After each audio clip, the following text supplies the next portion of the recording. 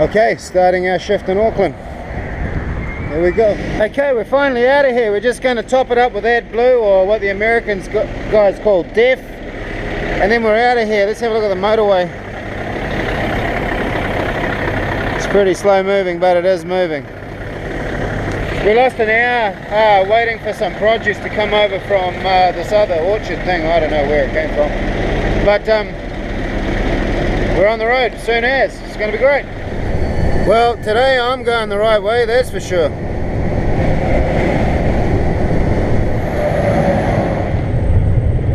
Oh, Gummy's sister truck. I love these little places.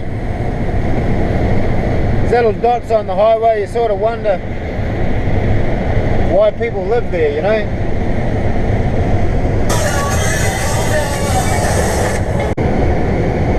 Look at this, ain't this a beautiful little country? Man, I'm gonna miss this place. You got a lot to live up to, America, but I'm pretty sure that I can find somewhere like this over there.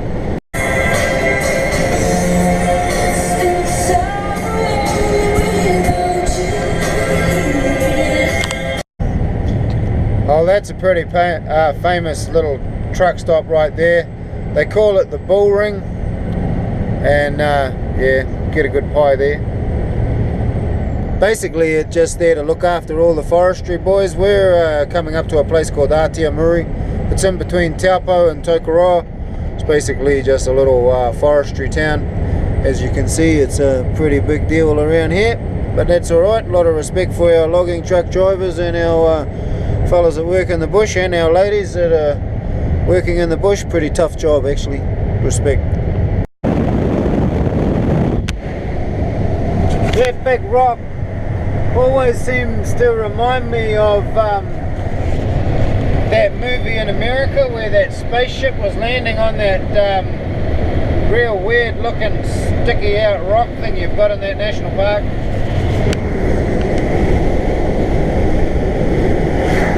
Sticky out rock thing is actually a Kiwi term.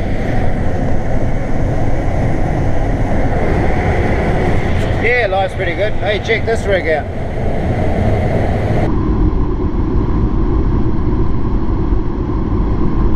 Oh, nice.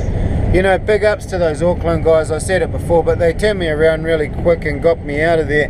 So this means that I'm going to be making really good time for the ferry, and I'm going to catch it, and it's going to be great. While I got your attention, I need to send a shout out to Ben and Steve, because old Numpty here got their names mixed up and got them around the wrong way. So sorry about that, fellas. I always love this part of the journey. I don't know what it is. Forestry country is always really cool. I find it really restful and energizing, really. It'd be around that many trees, and yeah, I don't know what it is about the bush. I think it's just a Kiwi thing. Man, I'm just loving this light at the moment. Look at it, it's just amazing. I must have spent too long in art school. The sugar is fine. I feel nice. The sugar is fine. Okay, now we're on to the ethics part of our road code stuff. We're on a 30k limited area, but we're on a rough road, so we're approaching another truck, so we slow right down. There we go, 17. We got a lot more wheels than the cars, so we throw up a lot more stones and stuff, and we don't want to hurt our truckie brothers' gear, because sometimes these owner operators, they put a lot of pride and joy into their trucks, and some noob going past flat out throwing stones at his truck's just going to be it. The benefit of those, we'll do it again.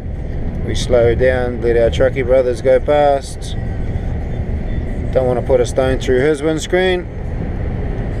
Speed back up again. Alright, I accept that there are challenges for family folks with the concept of trucking. I mean, it's 1:45 in the morning.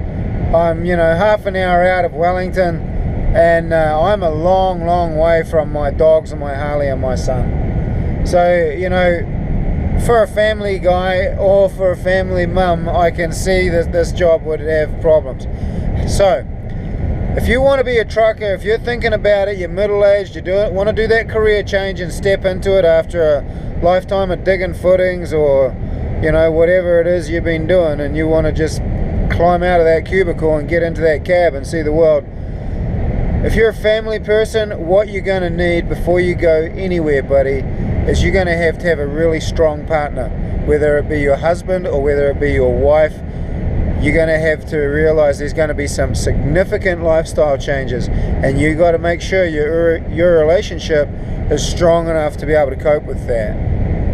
You know, my wife walked out on me in November. She couldn't handle it. She just bailed on us. You know, she just walked out on me and my boy, and she couldn't handle it. You know, but you got to remember, you know, you might only see your husband or your wife maybe for a weekend every week, or you know, maybe even less, or maybe hubby might be away a couple of nights a week, or mum might be away a couple of nights a week. But you got to remember and keep it real and keep it in perspective that there are military families that go months and months, if not almost years, without seeing each other. So if they can do that to defend our freedoms, our way of life, and our beautiful little country, and to honour our commitments to our allies with that kind of personal sacrifice, then it's not that bad if your hubby's going to be away for a couple of nights a week, or you know, or you may not see your wife for that period of time. You just got to keep it real, folks, and truck on.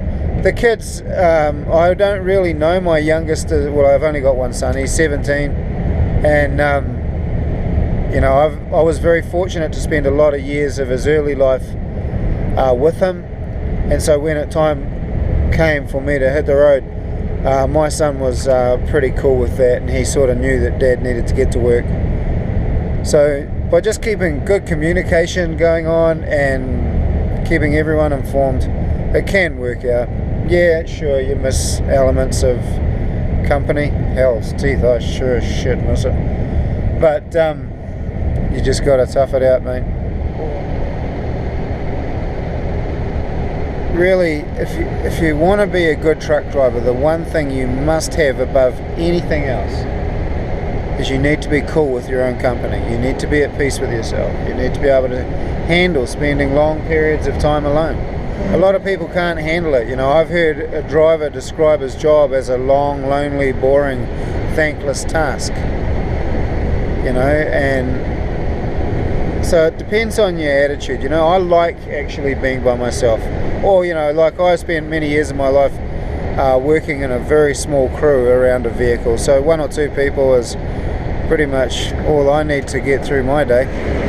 And failing that, I don't even really need anybody. So, you know, you just need to be comfortable within your own skin.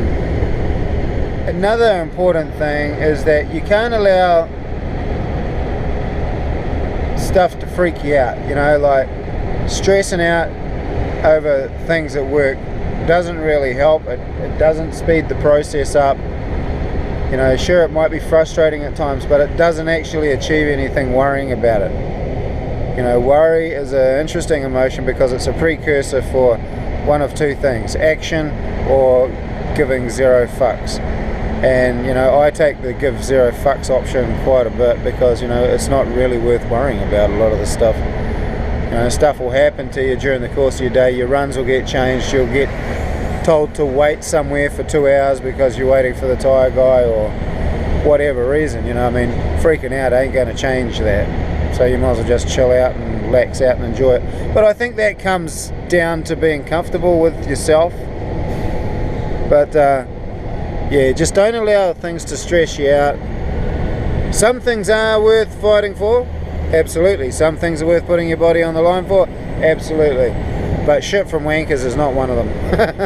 Oh, we're back down the wharf. We made this successful journey from Auckland down to Wellington. And what do we got here? Wetheralls Transport with their cool looking mural. Oh look, selfie. I don't know if you can see that. We'll have a look. Oh yeah, blue-eyed tiger. Oh, that's cool. Hey, look. The tiger's got a Kenworth badge. Look. Tiger's got a Kenworth badge, that's cool. He'll be thinking, who's this wanker behind me flashing lights? But it's all good. There we go, there's the boat. We're right on time, we've got a quarter of an hour. Man, that's great when the run comes together like that. See you later, Pop.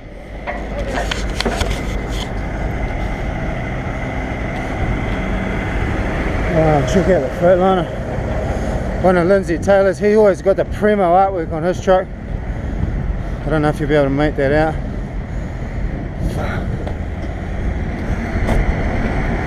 Hey bud, how are you? Whoa, nice. Check it out. Fuck, that's cool.